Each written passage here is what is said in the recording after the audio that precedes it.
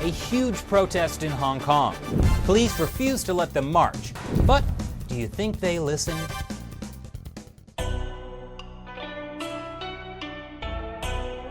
Welcome back to China Uncensored. I'm Chris Chappell. I've got some sad news for the Chinese Communist Party. The people of Hong Kong still don't want to be with you. It's been 71 days since 1 million Hong Kongers took to the streets in protest over an extradition bill. That bill would have let the Hong Kong government send people to China for trial, which is something people there were not thrilled about. And 2 months later, public anger is only growing stronger. Yesterday, an estimated 1.7 million people took to the streets. Well, technically they took to Victoria Park because the police refused to give people a permit to actually march on the streets this time. But you can't fit 1.7 million people in Victoria Park, so people ended up on the streets anyway. Oh, and it was raining. Heavily. That did not stop them. Fortunately, the umbrella has been an important symbol of the protest movement. Good thing their symbol isn't white shirts. The Hong Kong government was not happy about Sunday's gathering. As I said, police had refused to issue a permit to march, which forced people into the park, but the park was too small, so that forced people onto the streets. So, the government issued this press release criticizing the participants for occupying a number of thoroughfares on Hong Kong Island, seriously affecting traffic and causing much inconvenience to the community. Causing much inconvenience to the community. 1.7 million people? That is the community. That's almost a quarter of Hong Kong. And you know what's really causing much inconvenience to the community? Taking away people's freedoms and the rule of law. Or what the government has been doing over the past month or so, labeling protesters as rioters so they can sentence them to up to 10 years in prison. Yeah, 10 years in prison, that's inconvenient.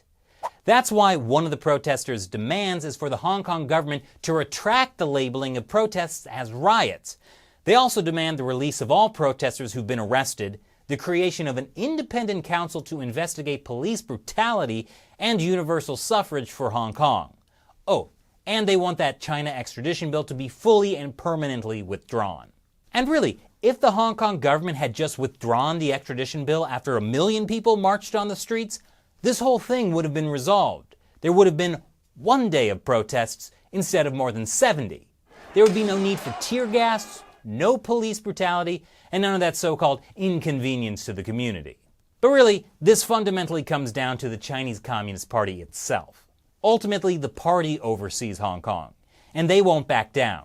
Ever. Because they think that military and economic strength can solve any problem, and that is their biggest weakness. And it sure doesn't help when pro-Communist Party people interrupt pro-Hong Kong protests around the world, like this one in Sydney. I love China! I love China! Or in Vancouver, where a Chinese guy driving his Ferrari yelled at the dumb Hong Kongers for being too poor. Or this protest sign in London where the message is, I guess, we lick the CCP's butt, so why don't you? I mean, surely if Chinese people around the world act like this, Hong Kongers will see how great the Communist Party is and fall in line. Thanks for watching this episode of China Uncensored. Before I go, I'll answer a question from one of you, a fan who supports the show by contributing $1 or more on the crowdfunding website Patreon. Servando asks, what if Hong Kong became independent, to form a democratic people's party and ask the rest of China to join them? Communism will never work well for anyone. Good question, Servando. The thing is, Hong Kong can no longer get independence no matter what political parties they form. Legally, they have no choice but to remain part of the People's Republic of China. Why?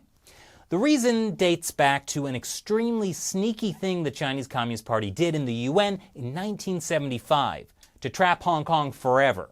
To learn more, I suggest you watch my episode, Why Did the British Give Hong Kong to China? Hint, they didn't have much of a choice. Thanks for your question, Servando. And thank you for watching.